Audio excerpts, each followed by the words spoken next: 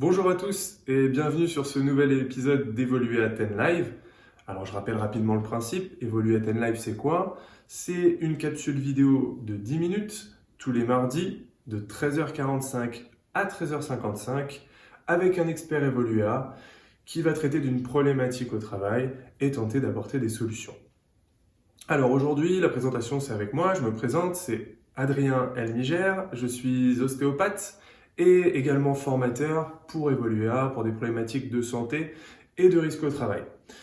Alors aujourd'hui, on va traiter d'une problématique travail-santé. Donc quel est l'impact du travail et plus particulièrement du télétravail sur ma santé? Finalement, on va un peu faire les liens entre santé et travail. Alors, pour commencer, le télétravail a tendance à venir de plus en plus dans nos standards dans les entreprises.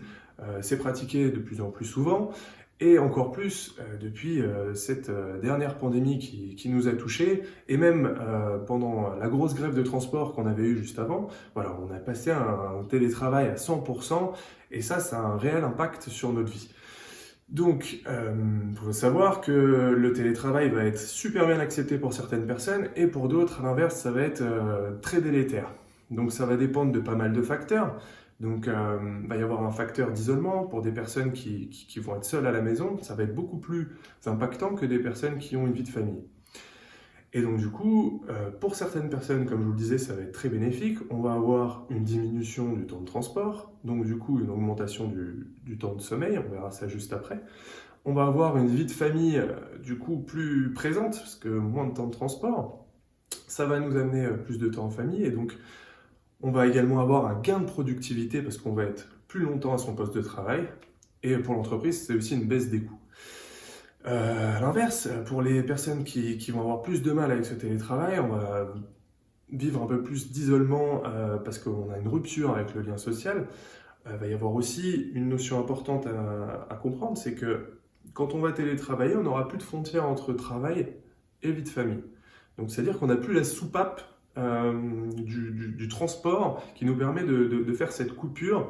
Et là, on va être tout le temps à la maison. Donc finalement, on va associer maison et travail. Donc psychologiquement, ça peut commencer à devenir compliqué de mettre ces barrières. Et peut y avoir également une perte de repères. Le fait d'être isolé à son poste, je sais plus, je ne sais plus quelle est réellement ma tâche, quels sont mes objectifs. Et on va avoir enfin, et assez important, une baisse d'activité physique. Et ça, on verra ensuite, ça a des effets très néfastes sur notre santé. Alors pour commencer avec quelques solutions déjà à apporter sur le télétravail, ça va être toute une communication. Il va falloir qu'on arrive à gérer tout le temps un lien entre le salarié, son manager et ses collègues. Donc ça, on l'a vu, ça va passer par des visios, donc multiplier les visios. Il y en a qu'on ont par-dessus la tête des visios, mais il y en a pour qui il n'y a pas du tout de visio, donc zéro contact avec l'extérieur, zéro lien social. Et donc du coup, ça va être plus compliqué de clarifier son rôle, clarifier ses objectifs. Donc pour ces personnes-là, bien penser à mettre en place ces visios, début de journée, fin de journée, ou au suivi du projet pour bien cibler les tâches à accomplir et les objectifs. Il va falloir former les managers à cette modification du travail. Est-ce que les managers sont correctement formés à évoluer vers ce type de pratique-là? Il va falloir que eux pilotent l'éducation des salariés, il va falloir les former, les sensibiliser, donc à bien délimiter cette frontière entre travail et vie de famille, à aménager des temps de pause au cours de la journée. On n'a plus la pause café, la pause cigarette, on se croise dans les couloirs, on discute avec ses collègues, ça on l'a plus. Donc non seulement ça nous diminue la communication avec les collègues pour des problématiques du travail, mais on perd aussi ce lien social. Donc du coup, on a également une baisse sur l'activité physique, et donc du coup tout ça, ça va avoir un impact à la fin de la journée. On va avoir l'impression d'être le nez dedans, de travailler en permanence sans jamais s'arrêter. Et donc du coup, il va falloir inciter les salariés à avoir une activité physique régulière et aménager des temps de pause au cours de la journée. Alors la santé, maintenant, on va donner une définition de la santé qui va nous aider à mieux suivre cette santé par rapport au travail. Donc, d'après l'Organisation mondiale de la santé, l'OMS, on nous dit que la santé, c'est un état de complet bien-être physique, mental et social. Et ça ne constitue pas seulement une absence de maladie ou une infirmité. Donc, moi, je vais me baser là-dessus pour vous aider à comprendre comment on pourrait améliorer notre santé tout en travaillant. Donc, il va y avoir 4 piliers importants. Donc, le sommeil, la nutrition, l'alimentation et l'hydratation, l'activité physique et les autres, le lien social. Donc le lien social, on vient d'en parler, on a déjà donné quelques pistes d'amélioration. Maintenant, on va reparler du sommeil. Le sommeil, du coup, on l'a dit, en cas de télétravail, on va pouvoir améliorer un petit peu son sommeil. Si on a moins de temps de transport, on va pouvoir avoir des nuits un peu plus longues. Donc ça, c'est top, parce qu'on s'est rendu compte que quelqu'un qui dort moins de 7 à 8 heures par nuit, qui a des cycles de sommeil pas réguliers, pas des horaires réguliers, une qualité de sommeil mauvaise, va développer tout un tas d'effets néfastes sur sa santé. Donc il va y avoir des effets sur la santé mentale, on va avoir une augmentation de l'agressivité, une baisse de l'humeur, une mauvaise humeur, une augmentation de l'anxiété, on va plus aller vers des troubles dépressifs. On va avoir une perte de l'estime de soi, on va être moins efficace dans ses tâches de travail, moins performant, moins capable de prendre des décisions. On va avoir aussi un temps de réaction et de vigilance qui va être accru. Et on note également des difficultés au niveau musculaire, ligamentaire, à s'auto-régénérer, à s'auto-réguler. Donc ça veut dire que si j'ai des tendinopathies, si j'ai des blessures musculaires, et que j'ai un mauvais sommeil, un sommeil de mauvaise qualité, je vais avoir moins de possibilités de régénérer ces cellules et d'aller mieux finalement. Et donc on a même fait des études, des scientifiques ont fait des études sur des athlètes de haut niveau, ils se sont rendus compte que des athlètes qui dormaient plus de 8 à 9 heures par nuit développaient 60% de blessures en moins.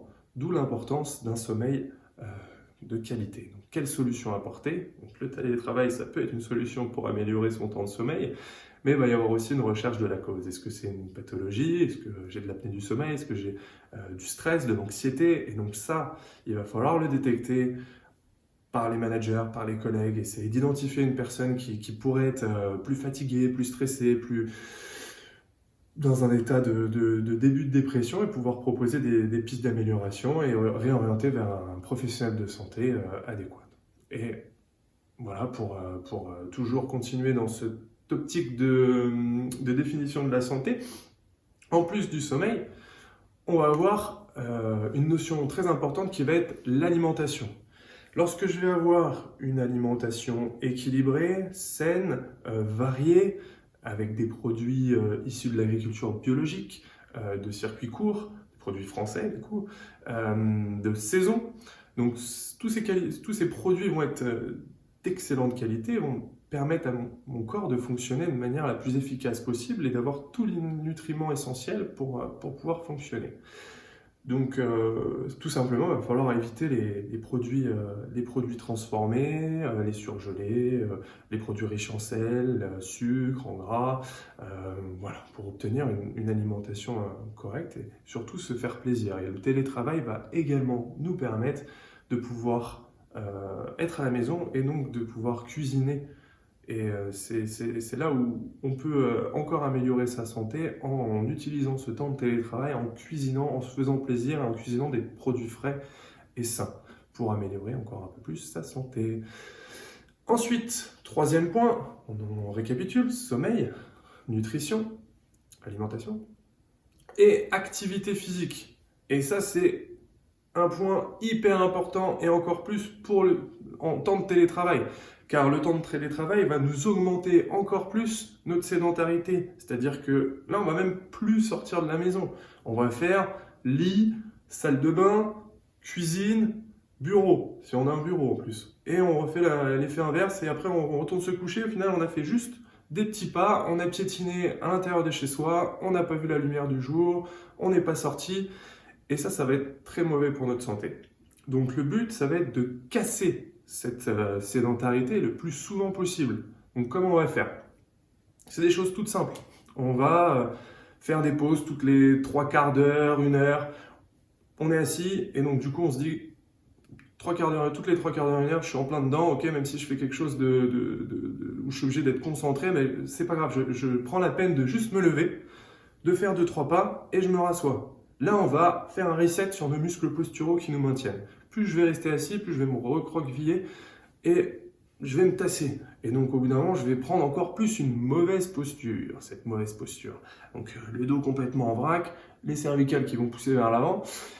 Et ça va commencer à me tirer un peu sur les cervicales, entre les omoplates, et je vais sentir des raideurs, des tensions, je vais être obligé de bouger comme ça. Et bien tout simplement, si mon corps me demande de bouger, pourquoi pas le faire régulièrement. Je me lève, je bouge, je fais quelques petits mouvements. D'ailleurs, on pourrait faire un petit point, une petite vidéo sur des pauses mobilité qu'on pourrait mettre en place. Parce qu'en plus de juste le fait de se lever et pouvoir se rasseoir et ainsi on va resetter les muscles posturaux pour de nouveau être bien relâché, bien face à son écran. Ces pauses mobilité, où on va bouger un petit peu toutes les articulations, nous permettraient de faire bouger régulièrement notre corps, avoir cette activité physique qui nous manque lorsqu'on est en télétravail. Ce qu'on peut faire d'autre, c'est organiser différemment sa journée. D'habitude, je fais les courses une fois par semaine, des grosses courses. Pourquoi ne pas tous les jours aller faire des petites courses, aller chercher mes légumes, puis le lendemain aller chercher mes fruits, ou alors juste aller chercher ma baguette. Mais ça me fait sortir, ça me fait marcher une dizaine de minutes. Ça dépend après où est-ce qu'on habite, mais au moins ça nous fait sortir du boulot, ça nous fait marcher, réveiller un peu tout notre corps, et ça c'est top. Et enfin, en plus des conseils qu'on pourrait vous donner sur l'ergonomie au travail, l'écran bien en face des yeux, la hauteur de chaise, la hauteur du bureau, etc., etc., moi ce que je vous propose, encore une fois, c'est de bouger régulièrement. Et donc comment on va faire? Parce qu'il y a un moment, il faut bien qu'on travaille, il faut bien qu'on soit installé devant son écran.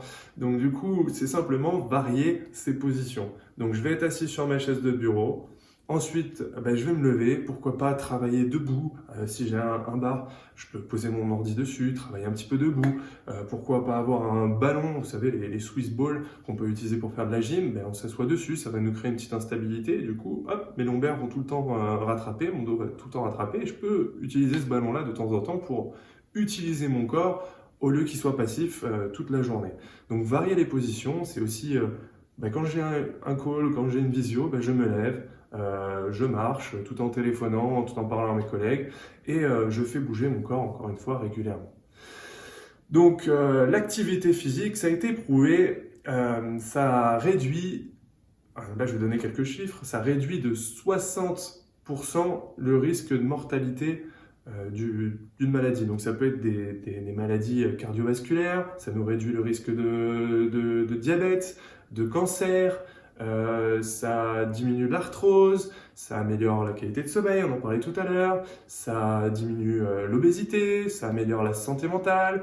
Donc vous l'aurez compris, tout ce que je pourrais vous donner comme meilleur conseil, ce serait de bouger régulièrement, d'avoir du mouvement. Et donc voilà, tout simplement, le mot de la fin, le mouvement, c'est la santé. Et c'est le meilleur conseil que je pourrais vous donner. Et voilà, c'est tout pour aujourd'hui sur cette problématique de télétravail et de santé. Et je vous dis à bientôt pour un nouvel épisode d'Evolue at 10 Live. Et n'oubliez pas, l'humain est au cœur de la création de valeur.